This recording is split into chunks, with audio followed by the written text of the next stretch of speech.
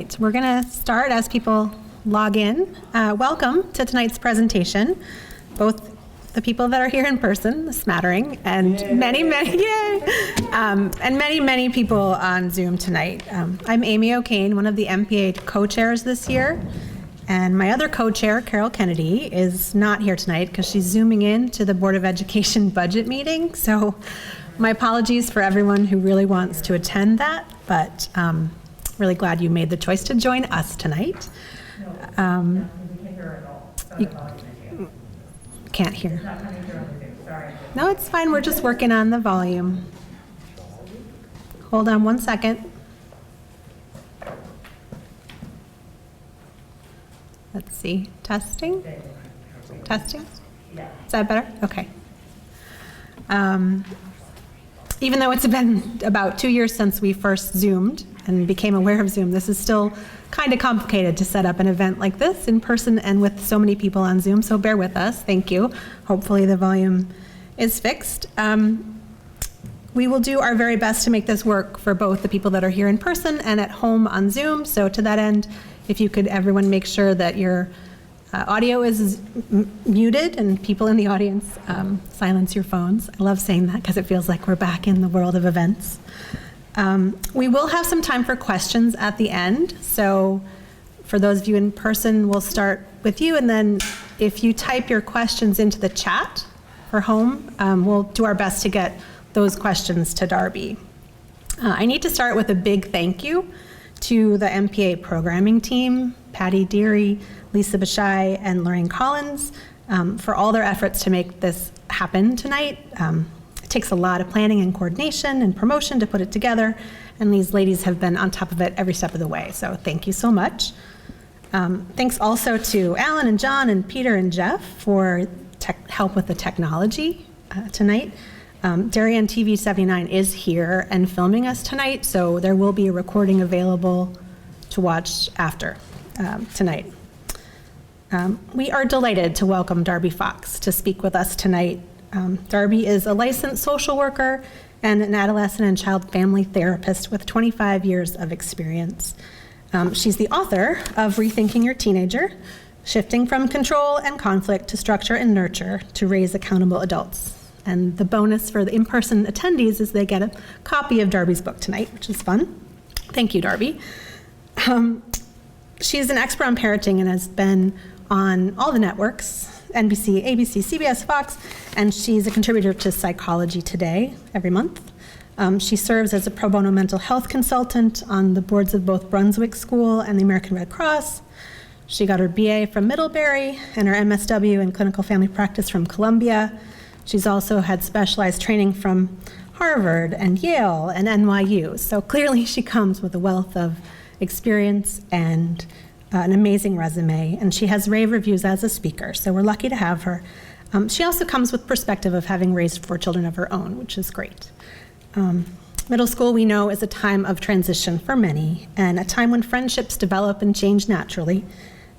It's challenging at the best of times, but certainly 2 years on into a pandemic, it brings its own unique challenges. So we're looking forward to hearing some strategies to help us help our children navigate the ever-changing landscape of adolescent friendships. And we are thrilled to have Darby with us tonight. So without further ado, we'd like to welcome Darby Fox.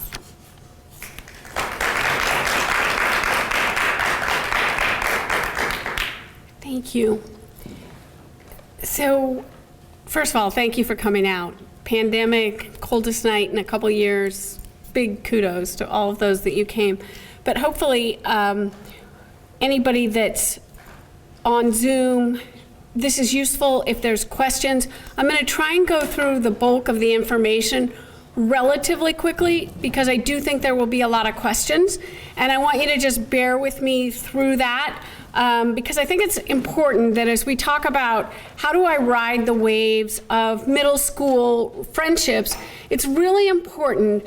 The most important thing with parenting and kids and anything we do is understanding neurologically, physiologically, and mentally where are our kids, because that informs how we parent and what we can do from there on out. So if you'll bear with me a couple minutes, I know some of you have probably seen my first and probably most favorite slide when I talk about adolescence. And can you help me move that slide? There we, oh. I think it took them all at once. Okay. I'll just do it for you. Okay. This first slide is really important to look at and understand where is their brain. We always hear that they haven't fully developed, and we kind of think they look big, they're getting bigger, where are they? Super important to look at this and realize middle school, we're talking, depending on your child's actual individual development, anywhere from the far left to the next one. We aren't up in this end zone where there is a substantial amount of development, although still not fully developed. So look at this between 9-year-old and a 13-year-old. We could go anywhere from 13 to 14, but really probably not beyond a 14-year-old in brain development. Super important to know as we think about our kids. A 9-year-old, a 10-year-old, an 11-year-old, especially if you have a small child or a tall, skinny child, their brains don't develop separately from their minds. Really important to keep in mind through this whole night. We can go to the next slide now. So what I want you to think about is, what is my child trying to do here? So when we go through middle school, and it is probably the toughest age for any adolescent kid, becoming adolescent kids, and certainly for parents, because there's a lot of change and a lot of shift. So again, keep in mind their bodies are growing, their minds are changing, and they're very undeveloped as far as maturity level. So what we want to think about is, what are they trying to accomplish? So when you're at 6, you go from, Erickson would have these tasks, competency versus inferiority, and we're working towards the full-on teenage years of identity versus role confusion. So on the right side, that's kind of, those are the words that we use when you really haven't accomplished that yet. So what we want to think about is our tweens, which are our middle school kids, are thinking, okay, I'm competent at doing my homework, I get it, I can do my friends, I know I've got to go to basketball practice, whatever, but what's starting to creep in that I'm not so good at? And that's the inferiority side. And that's what we see as the troubling piece, right? That's when our kids are sort of like, okay, they were mean to me, or those girls don't like me anymore, or all those pieces that come in, I didn't make the team, I'm not good enough for the A team. That starts to come in right as you're being hit by this incredible growth spurt, and you're hitting the tweens, where what you've, all of a sudden, your brain is saying, look, we're beyond that, and we're going to identity. Who are you? Who are you as a person? Who will you be in the peer group? Where will you be academically, athletically? In all of that, it's starting to come in. Little bit, hormones are coming, sexually, sexual identity. So if you think about that, it's a really loaded time. So if we go from there, this is what we're working on. We're working on going from help, mom and dad take me, they drop me off, I do all these things, and they're kind of in charge, to uh-oh, what happens when I'm alone? Can I manage this? This is really important, and very early on I got a question, which I want to answer right here. Should I be helping? What I want you to think about is, I want you to think of a scaffold or a net. At this stage, you want to help, but you don't want to micromanage. Really important that your kids are able to take on socializing, self-advocacy, being on time, managing relationships, and unsupervised peer activities on their own. This is the stage where we want to do that. We do need, as parents, to be in the background. We need to be very mindful of what they're doing, what the structure is, and then kind of let them go and see where they're going. One of the most important reasons, and least talked about, this next, is your children's intelligent?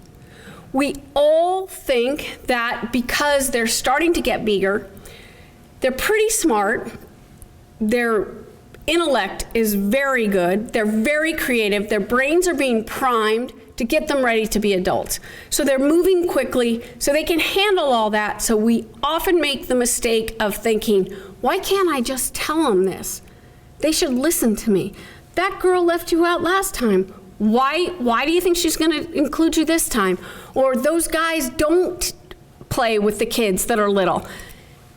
The reason is their intelligence is not like ours. Really important to look at this.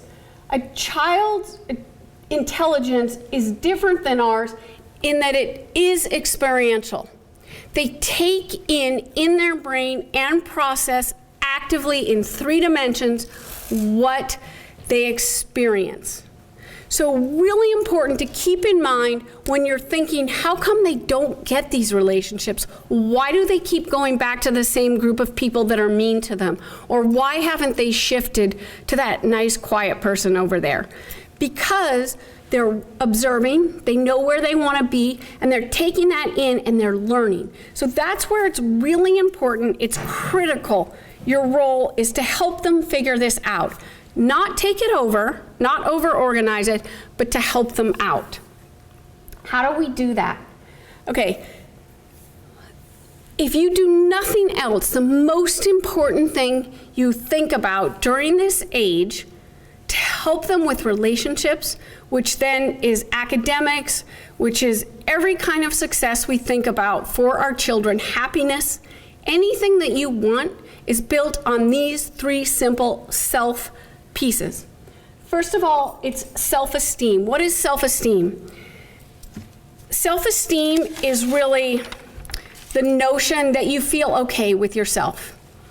You get that people accept you, you're good at the math test, you're fast running, you play beautiful music. Most of that comes to you externally. You learn that you're kind of okay and you have some decent self-esteem by external pieces. Really important, but not good enough to just leave it there. Self-regulation. We want to think about self-regulation as the ability when you have something that's disappointing or something that actually requires you to take a lot of time and work and struggle with. How can I regulate myself? Can I go with the ups? Can I go with the downs, the mean people? All of those things, that's self-regulation. We really want to teach our kids, actually, yes, you can endure that. Because what that does is it teaches us self-efficacy, not advocacy. Really important. So self-efficacy is an internal process. It is one thing over these past 2 years that has become critically apparent that our kids, our adolescents, our adults don't have enough self-efficacy. That is the core piece, an internal piece that says, okay, I have the ability to be stable and then go ahead and figure out life's challenges. I'm gonna be okay. So that is the piece that we really need to teach our kids in middle school, because if you think about it, everything they go from there on is built on self-efficacy. Those 2 words are kind of tricky. Anyway, so you say, how do I do that? You can encourage them, first of all, that they can handle it, really important. We want to frequently map out how to do that. Like, let's look at this. If you go back to the slide before that was talking about their intelligence, they have to build it on experience. They have to see it. They have to feel it. So we might have to make them a chart. These kids are here. These kids are here. Where do you want to be? What do they do? What did they do last time? The last 3 times you thought they were going to include you, they didn't. So what information does that give us? Really important skills to teach our middle schoolers. It isn't us telling them, you idiot, look at this. It's What do you see? Really important that we ask them what they perceive, because as we know, children's intelligence is different than ours. They learn differently. So then we go to the next piece of how do I teach them the ups and downs of friends? This is pretty interesting. If you look at this, and I hope you can see it well enough. And by the way, the slides they can send anybody the slides after this. Where we are currently in our society is the picture on my left, which is the red circles. Everybody is primed for social media, Facebook, liking. All of that stuff gives us this huge circle that we think are our friends. It has created more difficulty for middle schoolers, high schoolers, college kids, and beyond to think that somehow that's what we should have. More likes, more followers means better. It means we're more adequate. So that goes back to what I just talked about. That's all external. To raise strong, solid people, starting in middle school, you have to go back to developing their core, their internal piece. Something like this, absolutely not. It doesn't work. It means nothing. So if we go to the other side, to the SMART circle, there's a scientist, Dunbar has an actual number, it's a scientific theorem that you cannot handle more than really around 50 people that you know, that you like, that you could consider in your circle.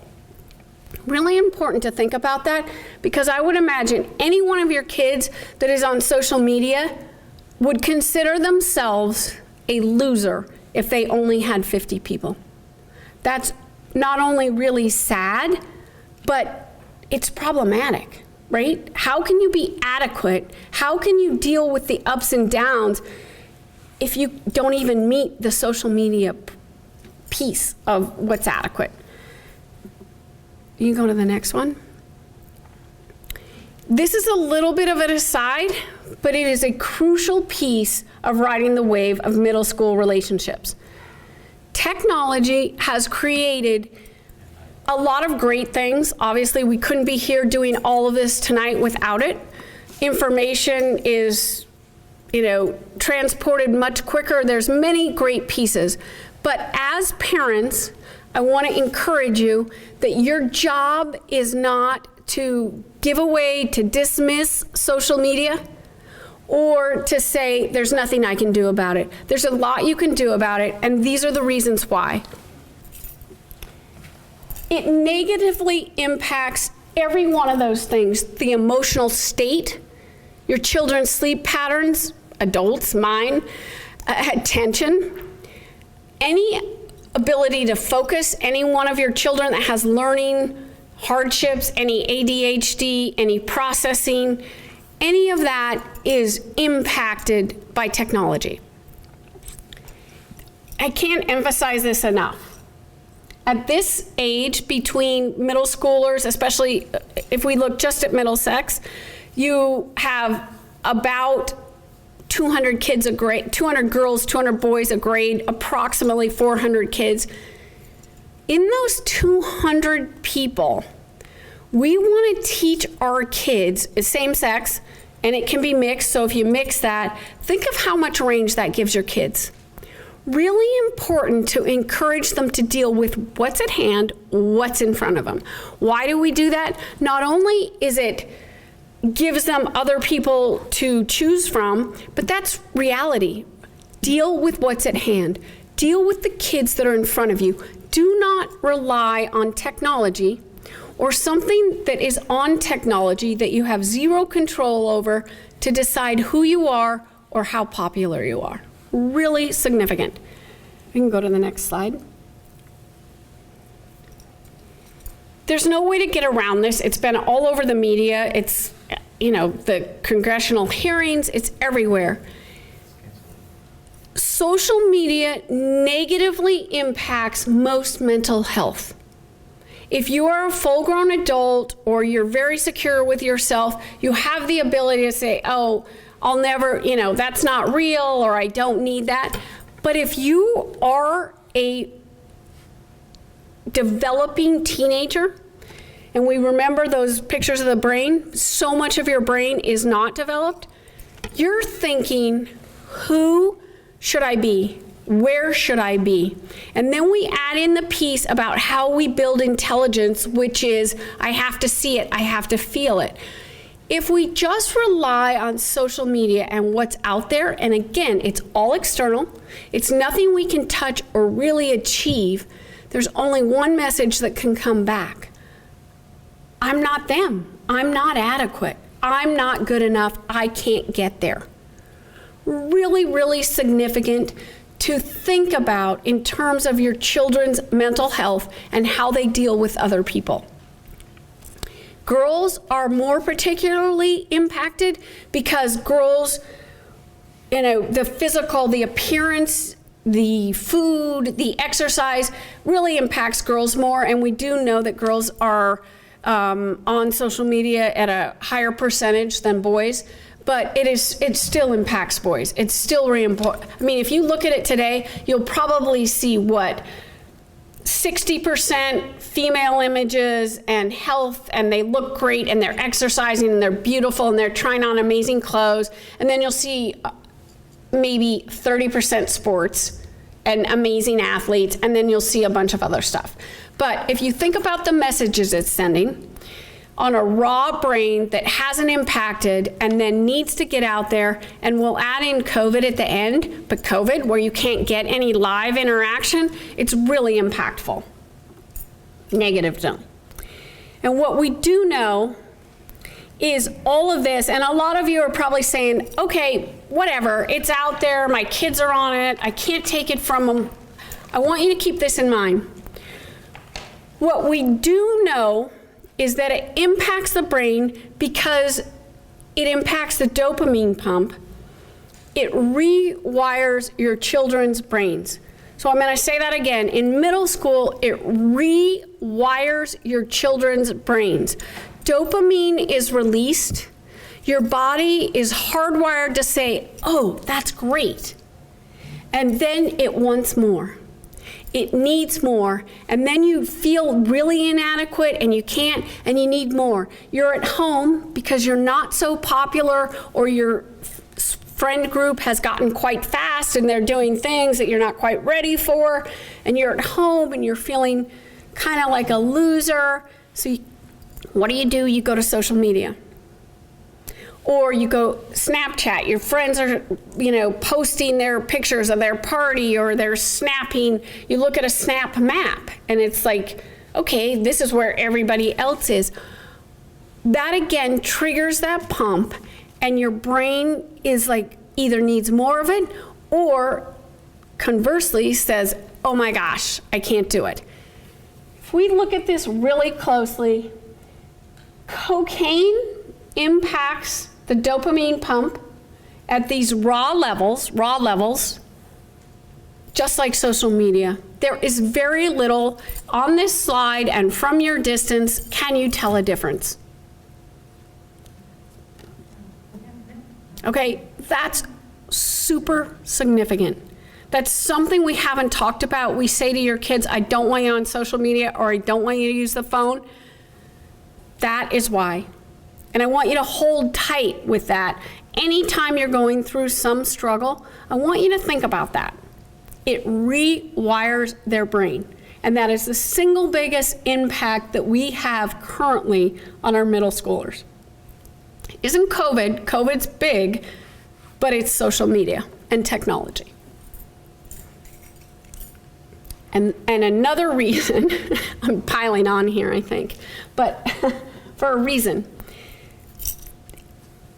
The brain is being wired for development, to grow, to be able to be on your own. So the young brain, and if you look at the levels here, the synapse in your brain that's saying, I need something exciting, I want to do something fun, I want to go for it, is being hit at a rate of basically 5 to 1. The younger your child, the more, and then we go up and hopefully, and it does, I'm here to tell you with older kids, it does level off, thank God.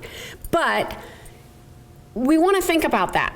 So you've got all these pieces, you've got social media, you've got development, neurology, you've got these synapses saying, go do it, go to the party, leave out the friend, don't worry about it, go for it.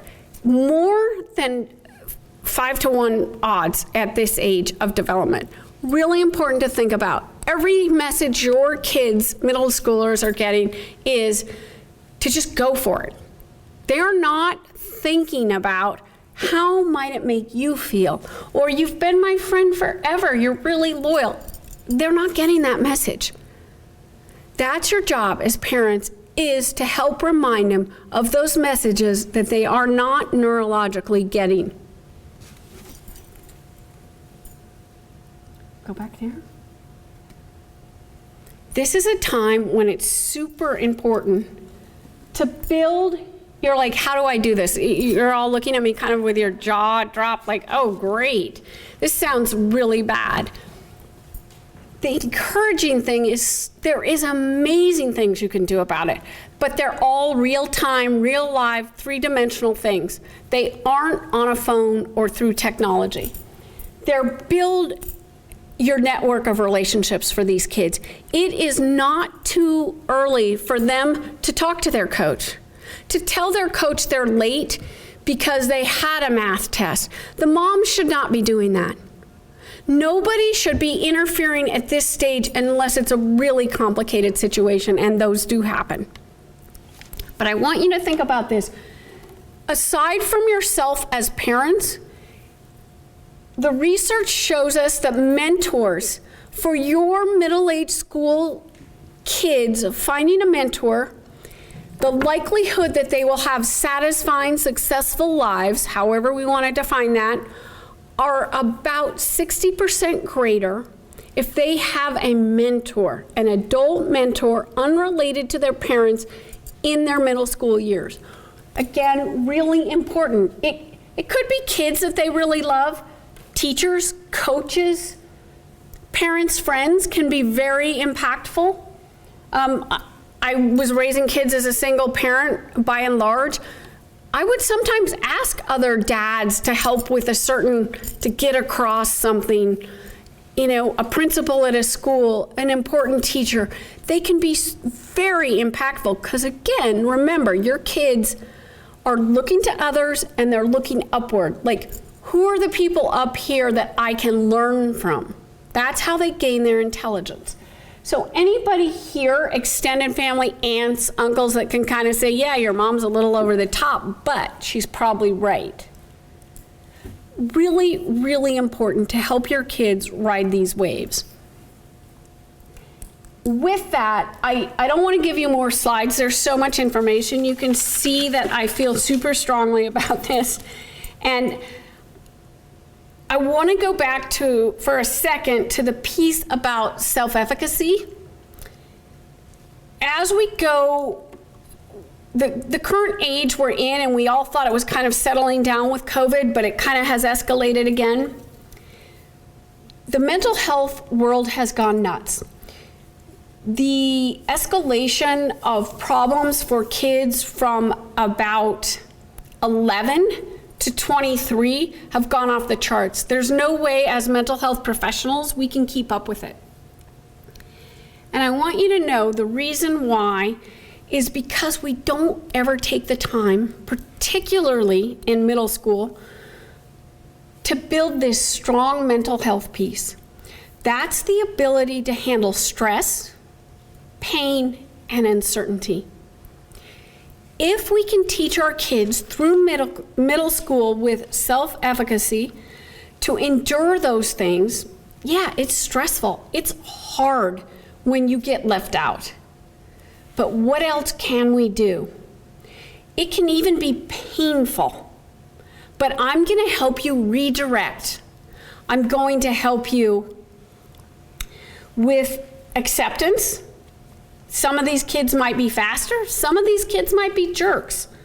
But we're going to reframe it, we're going to look at it a little differently, we're going to adapt. We're going to go a different direction, we're going to settle down, we're going to be balanced, and we're going to adapt. And you know what? If that doesn't really work, we're going to alter our plan. We're going to take on something completely new, okay? You as parents, those are the fourth is avoid. Maybe we're going to avoid that group. We get really tied up in trying to stick with something that's not working and dig it into the ground. And all that will do is make your children feel they're not adequate and they are not building up that skill set that they need to endure the next 80 years, essentially. So that's really important. I'm going to go over that again. What can parents do? It's really easy. I love acronyms because I'm sort of bad at this stuff, but the 4 A's: accept, adapt, alter, and then avoid. We cannot change everything. We cannot control everything. And the sooner we teach our children they can't, and when it comes to relationships, things change fast. You're thinking about kids that were from basically in middle school. I mean, in Darien, middle school is 6, 7, 8. In New Canaan, right across the Merritt, it's 5th, 6th, 7th, and 8th. There's a lot of change. Think of the development that's going on in those ages. We can't predict for that. We cannot control for that. So what do? We go where we can, and that's we teach our kids the ability to endure those pieces. It's very important. Not always easy, not always comfortable, but really important. So when we get to times like now with COVID, you can be like, okay, wait a sec, this is not working. What else can I do? Really important. And I urge you as parents to really be that point person for your kids. Don't solve it for them. Don't call the teachers. Ask them, help them, and also endure their pain. Tell them you can do painful things. You can handle things that aren't great. Because then you find so much more joy in the things you can control. And that's all I have. I'm going to open it up for questions. Would you like me to go with some of the ones that came in earlier? Okay. So the first question that came in was, youth relationships outside of the family are challenging, but how do you get our close in age children to be more supportive of each other and a united front outside the home? Great question. I had 3 kids. I have 4, but 3 of them were very close in age, 3 and 3.5 years. So I feel I can speak to this. Really important that you speak to them separately, not always as a group, sometimes at the dinner table. But you want to encourage your children to say, everybody's stronger or weaker in certain areas. As humans, it's great not to tell our kids you're great at everything all the time, because what happens is as they get older, they realize that's not even remotely true. And then they think they're inadequate. Start with your kids as siblings and say, you know what? Sports may be great for you, but your brother struggles a little there. Could you just be a little kinder? He's great at math. When you struggle with math, think of how it might be like for your brother. Those pieces of comparison, they're fair. It's reality. That's how we want to talk to them. So think about talking to your kids about, and not in a way you're better, but hey, this is hard for him. Have you ever thought of that? He doesn't like to go out at night. He doesn't really like the other kids. You've got a million friends. Don't make fun of the couple friends he has. That's how we teach empathy. That's how we teach tolerance, all those really important skills. And you say simply, we're a family. I get he's annoying when we're at home, but when we're out, don't bring that stuff up. no one cares. Be direct, be, honest and candid. But again, if you can pull up that piece of empathy, that's one of the best skills you have. Not punishment, like you got to go to your room because you said that. It's like, hey, why would you say that? How would you feel if someone said something like that to you? Next one, how to help my children deal with unstable friends. Great question. My boys are loyal friends, but some of their friends are not. So they can hurt feelings being not stable with their friendships, and parents don't teach them what I teach my boys. That's super hard, but really important at this age. Is there any way to go back to the slide with the circle of friends? I think it would be useful to look at that. It's really important that we teach our kids, and this helps a lot. And if you were bringing your kids to me for therapy, I would do this circle of peers exercise because I think it's so valuable, and it's really a great thing for adults as well, is to look at it and help your kids see, okay, these guys really, it says unstable. I would imagine maybe unloyal, maybe they're all over the map.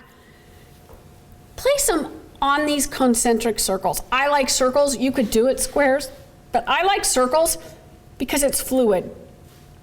We want to teach people who are the 2 to 3 people. The Dunbar number is you've got 2 or 3 people that might have your back all the time. You could tell them anything. You could not see them for 2 years and you're safe with them. And then it starts to go out.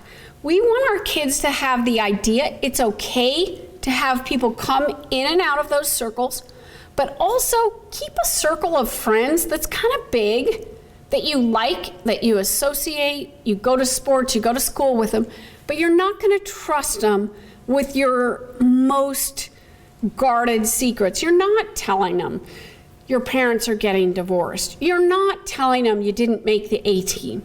Keep that to the little circle. And then go out. And that's a really important thing for your boys to know. You guys are here. You're in the loyal circle and you treat your friends really well. You know what? It doesn't mean these kids are bad, but they're not taught the same values. So take that information, and that's where you might avoid. You accept that they're different, and you don't keep jumping right back into the fire. Teach your kids that notion of toxicity. Like, you know what? You keep getting burned, pull back. It's okay. They can still be your friends. Just don't hold them so close. I hope I did. This question is great. It says, can you address parents and their desired involvement in the resolution of kid problems? I hope I address that. At this age, middle school age, parents can certainly be involved and should be aware of circumstances, but the way that parents should know about kind of what's happening is by asking their kids or hearing the kids as you drive them from school to practice. It shouldn't be you calling the other mom and saying, do you know what so-and-so did? Or can you believe that? I actually have had lots of clients where the kids are in high school and their moms are fighting over how the girls treat each other. Literally absurd. Okay, that's a, first world problem. What we want to think about is by the time you get to middle school, we can help kids unless it's a really severe problem. We don't want the parents jumping in. If your child says, look, this kid's really is always left out, say, well, what do you think you could do about it? How could you help? Do you include them? Well, no, I'm not going to include them. I'd be a loser. Okay, let's think about that. Talk it through. Process it, preview it with your kids. Really important. If there's an overt bullying problem and you know about it, then you need to go to some kind of adult authority. But the reality is with bullying, research has told us time and time again, and kids that are bullied say the single most important thing is their peers noticing that they're being bullied. So, for instance, if you're being bullied, it doesn't really help for you to go to the teacher, because then those kids that are bullying get called out and they isolate you even more. But if you were to say, I noticed what they did to you the other day, I'm so sorry.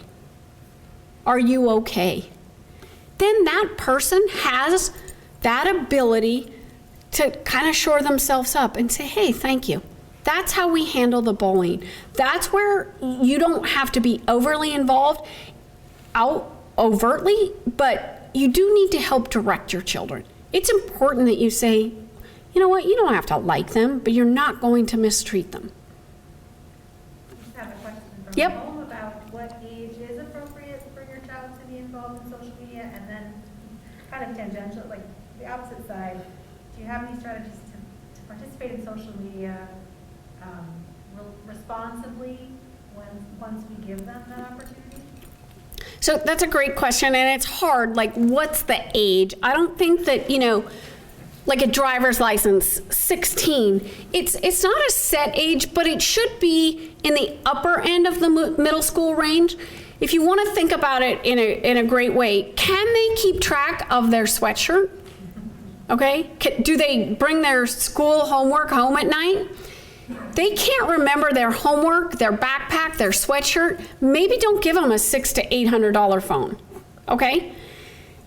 It's okay to withhold that, and when you give it to them, I would say somewhere around 12. It's really hard to hold off longer.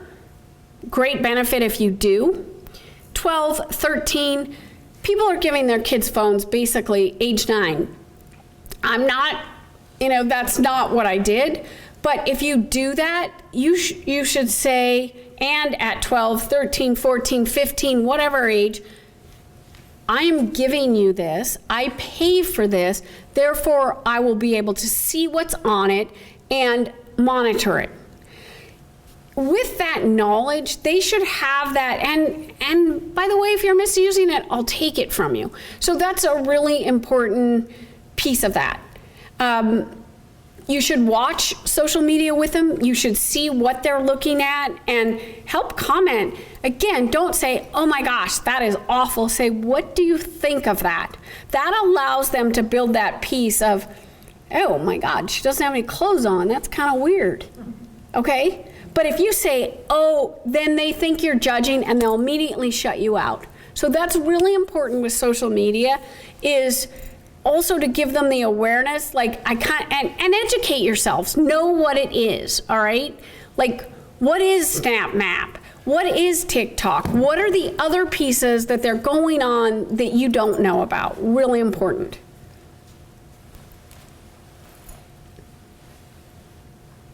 Another question? I just wanted to make a comment about group chats. Yep. Some of them start maybe when they join a sports team. And some of these kids, again, are in 6th grade, they get a phone. Some parents are monitoring, some parents do not. They just give the kids a phone. Yep. These kids have no experience, or they have no idea that they're in a chat room. Say the football team, there's 45 families in there. There's definitely half of them are being, the parents are watching. And of course, then you have some situations where, again, kids don't know how to use the group chat correctly. Right. And then you get like the pile-on of some bullying. One kid stands up for the kid, one kid gets blocked, the kid that stands up for the kid gets blocked. It's almost like, as a parent, everyone should be asking their kids, are you in a group chat with your sports team? Is everybody in the team that has a phone included in that chat? Not just 6th grade, but older. If you're gonna make a team chat, include the teammates, don't Right. exclude anybody. And then it's, I guess as a parent, you can ask your kids the question of, have you ever kicked somebody out of a chat? How did that make that kid feel? Like, those are just really, like, it's just, again, just the... It's a great comment, and really important to, if you're all right, I'll comment on that. It's super, so it wasn't really a question, it was a comment about how tricky big group chats become, and they start innocent. It's a football team or a lacrosse team. It could be group at a play, and suddenly it becomes this sort of empowered piece where someone starts bullying someone, a kid gets taunted or made fun of, someone gets dropped off the chat. Happens all the time. Some parents monitor, some parents don't. So to your point, my rule always would be, I used it, I would suggest it, is, when your kids are that young, check it. What is going, be aware. You want to be aware, and then you want to give them that ability to sort of solve, like, okay, I saw this, and that's not okay. So you have like 5 minutes to change that. No. But you do have to be involved. This is where parents can be involved in that stuff, but not overtly saying, if it gets out of control, as I think this is probably, something that you've experienced, you need to contact the other parents and you need to contact the coaches and say, are you aware that there's a 6th grade football chat that not only is the kids are using inappropriate language, they're isolating a kid, they're making fun of kids, and it needs to be shut down. And that's where parents can step in at this age. And again, that shows you, hopefully as parents, me, they're not ready for a phone. They don't know how to use it. I don't know why there's a hesitancy to withdraw phones or social media. It's just like anything else. If you're not ready for it, I would take it. Really important. Are there any? Go ahead. And then, how do you know if your child is, when they don't give you much information about school, and you ask how the day was, and you're trying to get a sense of what's happening in school, and you really have barely any idea, they're not giving you any information, and it feels like it's too much to ask the teachers, but how do you really get a feel for it when they just sort of, oh yeah, it was all right, whatever, and you can't really tell, and you're new, and you don't know other parents really. It's sort of, how do you gauge this and make sure they're okay? So I'm going to repeat that because people watching may not be able to hear that. How do you know your kids are okay? You ask them how their school day was. You're saying, can you give me some information? How was it? Where are you? And they don't give you much information. So really starting at middle school, your kids aren't going to give you much information. And pretty much from 6th grade until they get to college, I guarantee you, they're not going to give you a lot of information when you say, how was your day? Or do you have a lot of homework? Or, what's wrong with you? They're hardwired to develop and be thinking of independence. Like, where am I going? What am I doing? I'm moving fast, I'm creative, and I'm looking for the next gratification. So when you say, how was your day? They're like, what do you know? What do you want to know? Are you judging me? That's what's going on in their brain. So you don't want to ask pointed questions, you ask open-ended questions. So you say, I heard today, was there any talk about, sometimes there's events. There was just a tragic accident in our community with a hockey game. You say, is anybody at school talking about that? What do you know? There might have been a party somewhere on the weekend. It could be a birthday party. It could be something more serious. Oh, do you know anybody that was at that party? Or, what are you thinking about something? So you want to ask you're eliciting their opinion. So that does a couple things. It takes them off guard, but then it also allows them to think, you think they think that they're worthwhile, like you're asking them something. The biggest mistake parents from 6th grade on make is we don't mean to, we never mean to, but we often give our kids the impression we don't think they're too smart and they're not worthwhile. So it's really important that you just say, hey, be vulnerable also. Say, hey, I've had the worst day. And they'll say, oh, what's wrong? Because they don't ever think moms have bad days or dads, because we don't share that, right? We just go, we pick them up, we make a meal, we get them where they're supposed to be, and say, do your homework and go to bed. And we keep everything that emotionally might be an up or down to ourselves. So then how can your kids respond to that? They're not going to give you anything. And that's where you start to see the divides, okay? So that's where you say, I've had the worst day. What do you want for dinner? Could we just get takeout? And all of a sudden they're like, oh God, yes.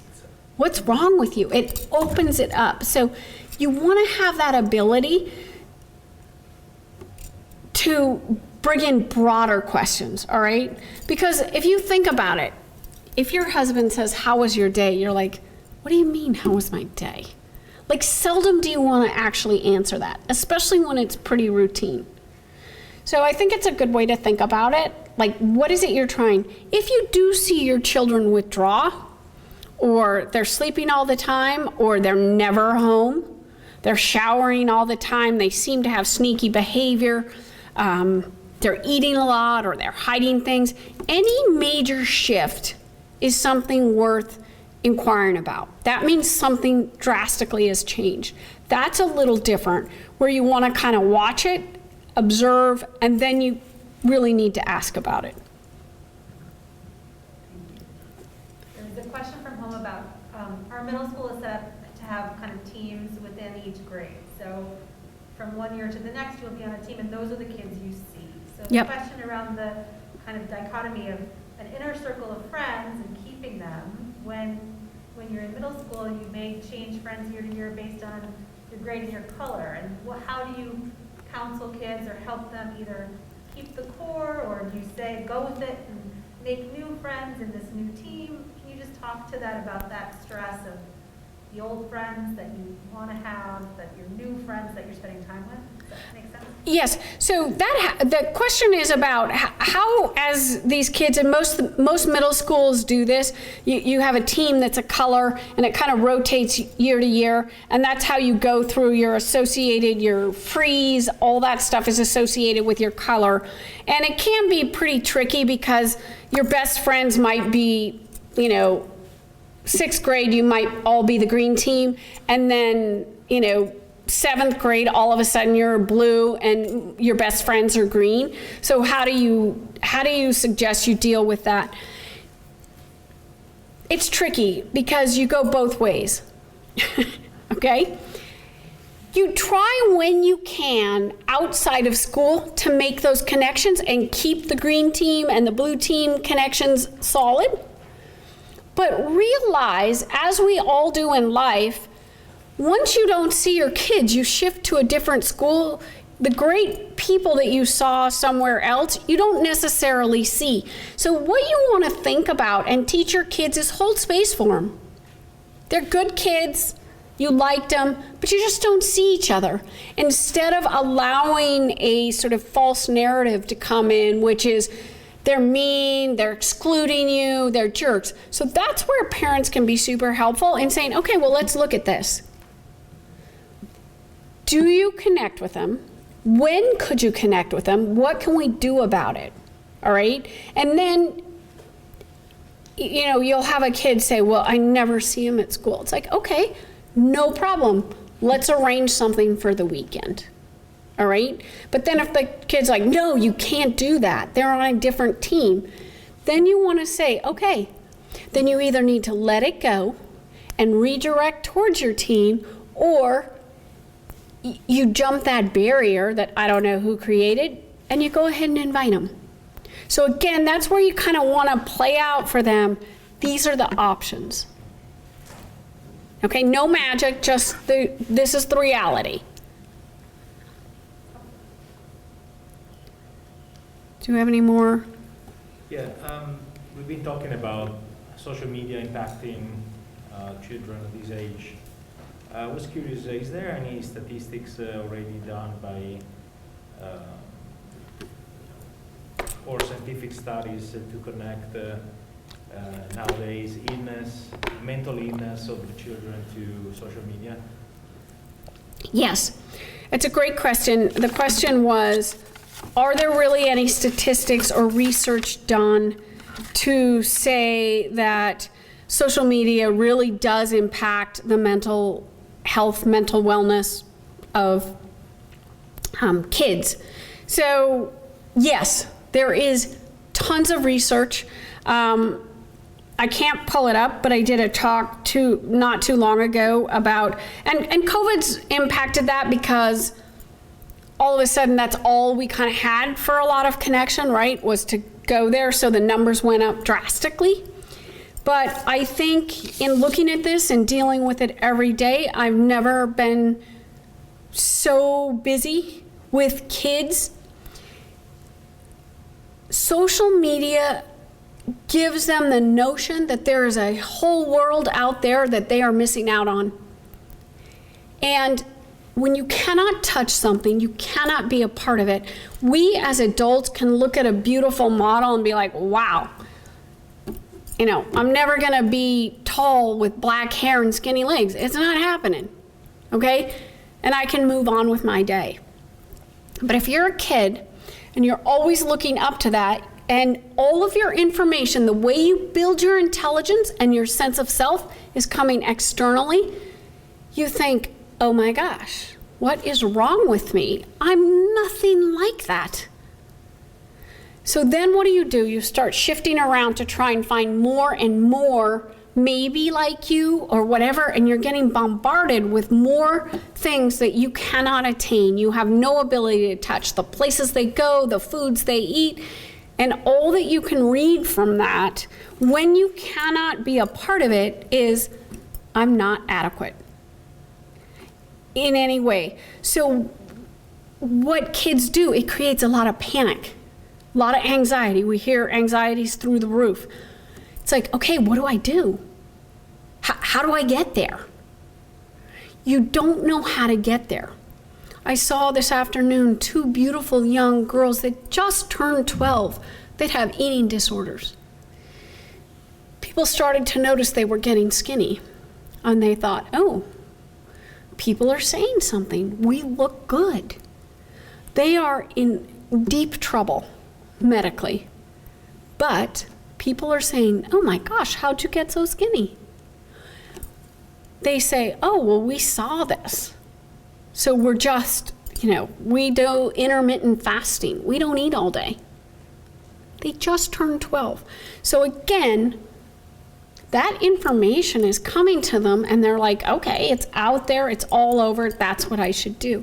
So again, you've got 2 solutions. You either jump on board and you create an eating disorder, or you feel like, what's wrong with me? I can't do what everybody else does. And that is largely what I believe, and there isn't research on my belief, but I've done this a very long time, is why are we seeing more mental health issues in young ages and escalating up through high school?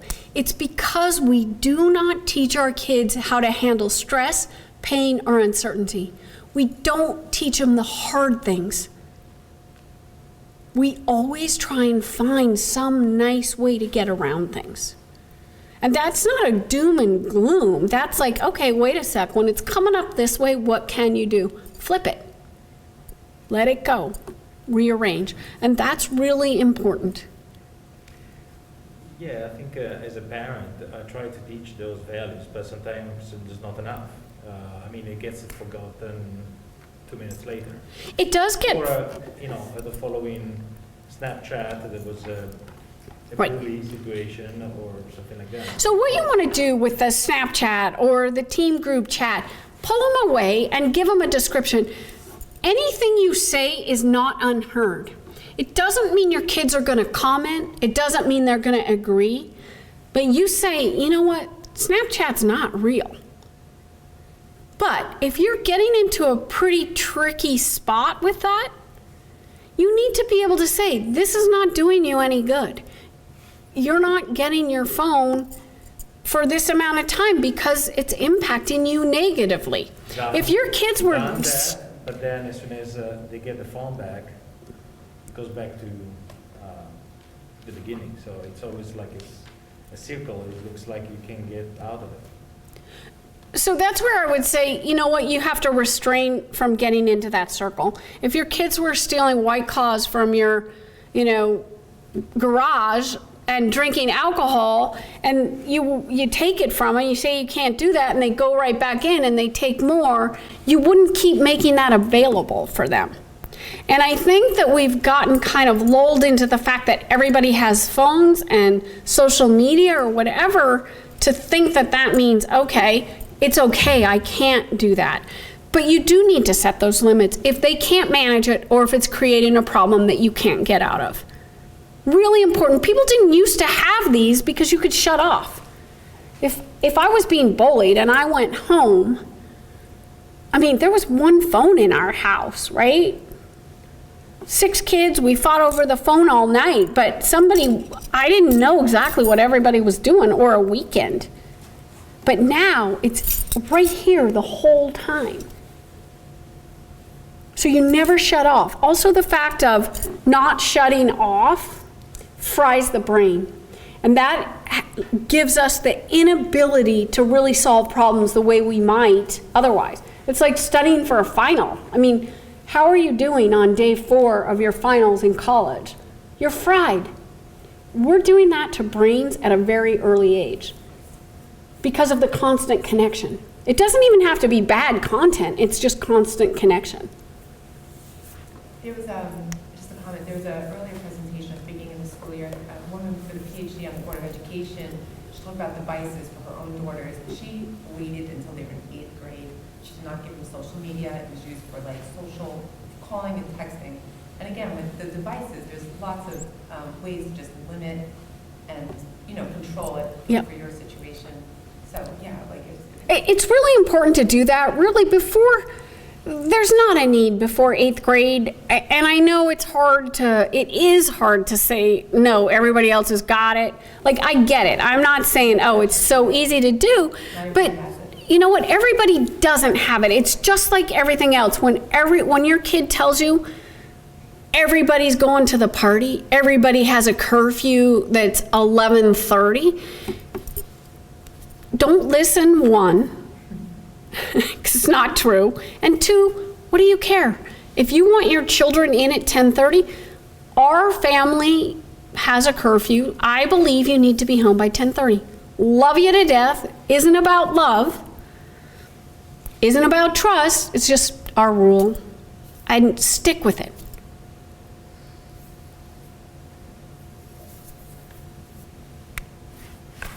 Can I follow up about the piece, the slide about the dopamine rush Yes. that the brain has with the cocaine and the media?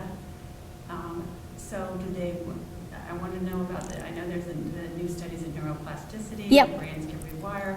So it's that slide was really terrifying to see that correlation. So then obviously we want to try to not let them get to that point where they, run out of their dopamine and have that rush all the time on social media. Right.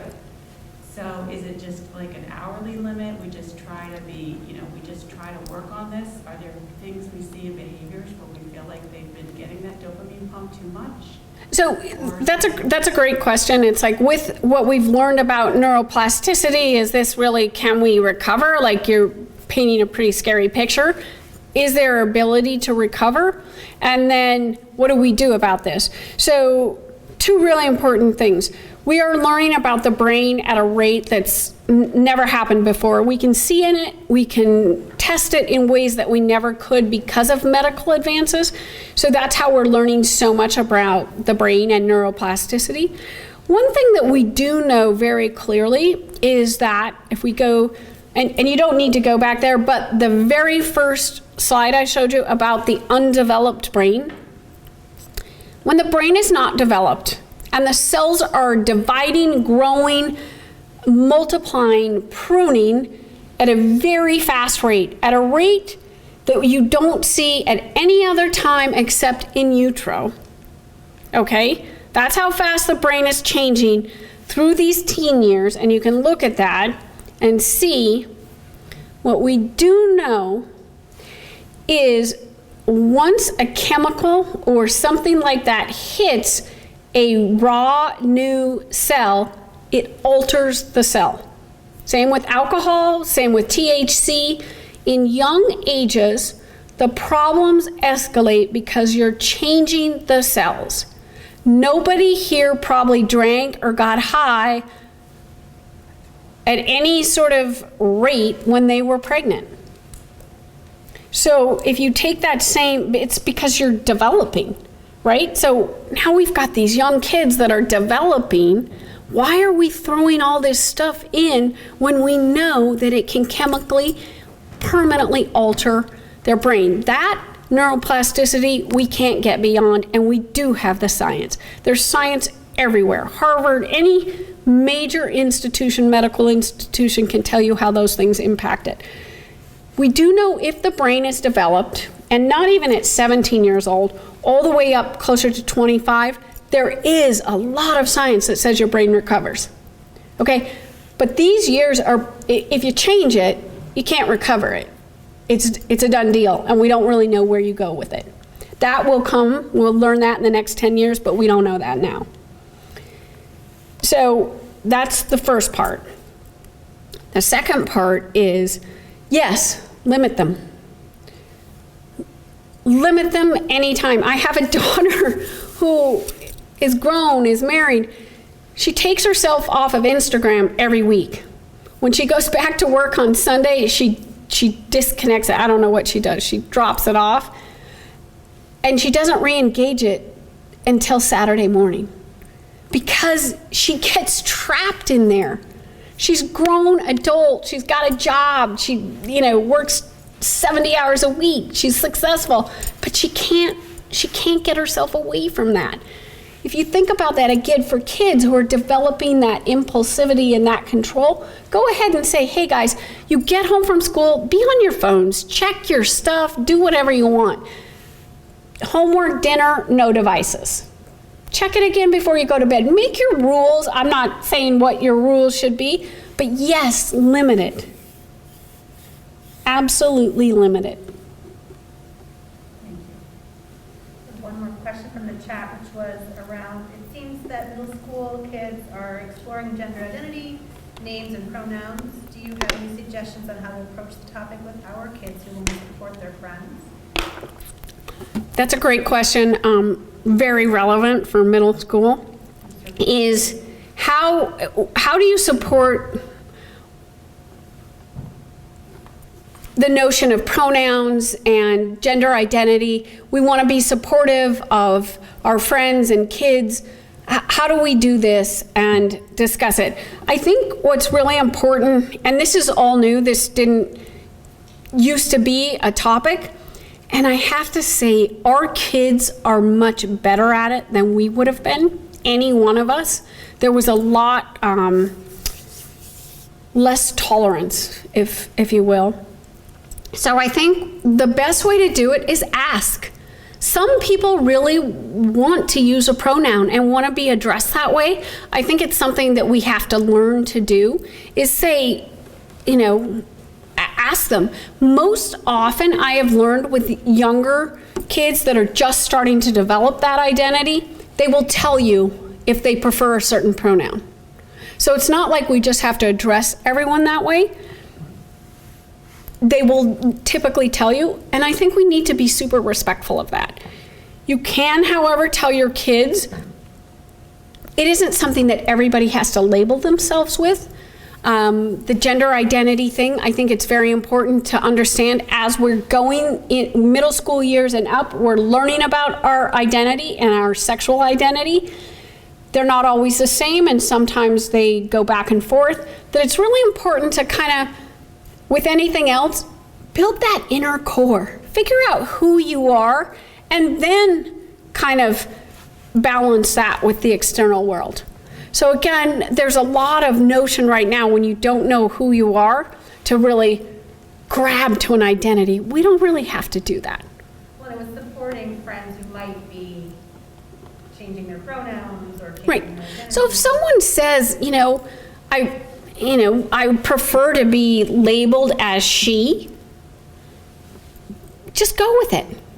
it's a respectful thing to do. We don't need to question where they are in that. So with your kids, and you know what, kids are really good at that. They're better than we are. There's one last question, if there's no more questions, that I think is important to just, it's two questions, but it's talking about, they both relate to COVID and remote learning, isolation, anxiety, as we went into that.